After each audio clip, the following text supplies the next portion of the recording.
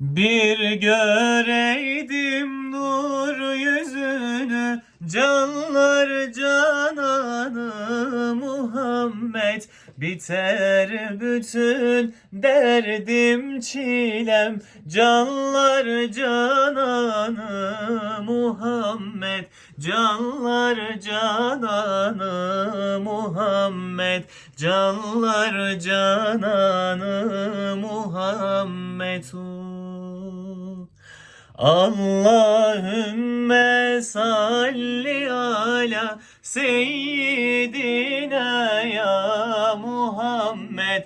Anam babam canım sana kurban olsun ya Muhammed. Allahümme salli ala seyyidina ya Muhammed. Anam babam canım sana kurban olsun ya Muhammed. Ala Resulina Muhammedin salavat.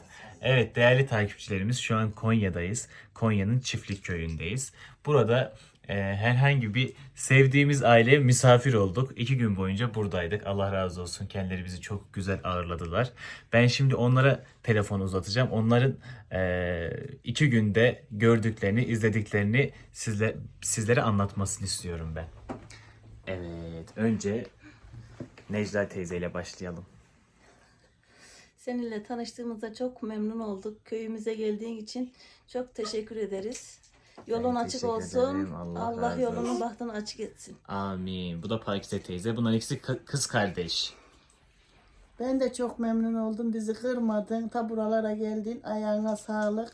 İnşallah Erzurum'u da Yolu- bekliyoruz. İnşallah tekrar yolun açık olsun. İnşallah. Çok memnun ettin bizi. Kırmadın. Geldin buralara kadar. Evet, bu iki Bütün- güzel. Bütün ailene, annene, babana da bizim tarafımızdan çok selam söyle. Seninle Aleykümselam. gurur duysunlar Allah yani. razı olsun. Bu iki güzel kız kardeşim. Bu da anneleri. Hasibe teyzeciğim. Sen ne Çok söyleyeceksin? memnun oldum. Bir oğlum vardı. Seni de görünce 2 oğlum oldu.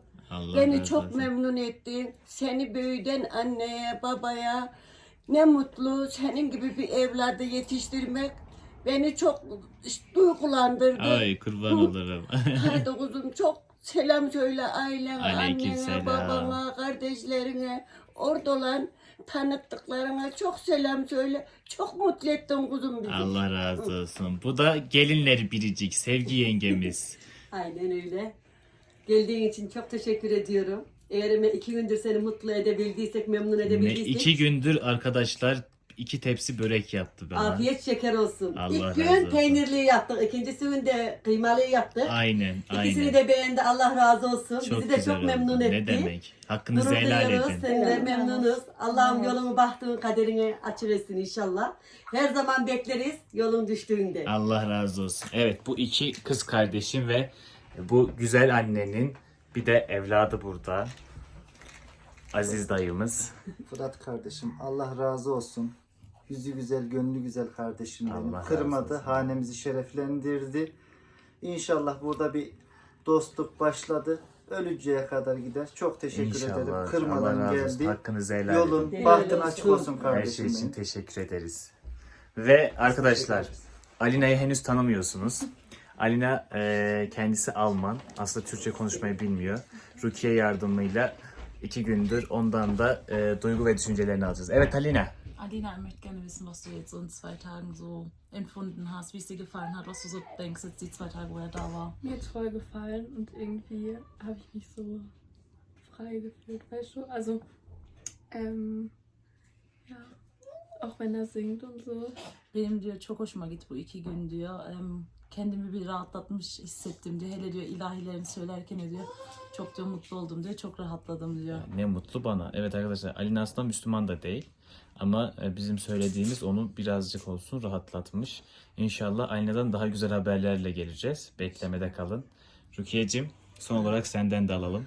Fırat, beni kırmadın, geldin. Sana çok teşekkür ederim bunun için. Rica ederim. Ailemi sevindirdin. Çok sağ ol, ne diyeyim. Allah yolunu bahtını açık etsin. Annenin Amin. babanın buradan ellerini öperim. Ablalarına selamlar. Aleykümselam. İnşallah bundan sonra daha sık sık görüşeceğiz seninle. İnşallah, inşallah. Bu da Pax teyzenin kızı arkadaşlar, Rukiye. Onlar Almanya'da yaşıyorlar. Şu an kendi köylerine geldiler. Beni de buraya davet ettiler. Ben de onları kırmayıp geldim. Allah razı olsun. 2 gündür çok güzel ağırladılar. Tekrardan sizleri çok seviyoruz. Hepinize kucak dolusu selamlar, sevgiler.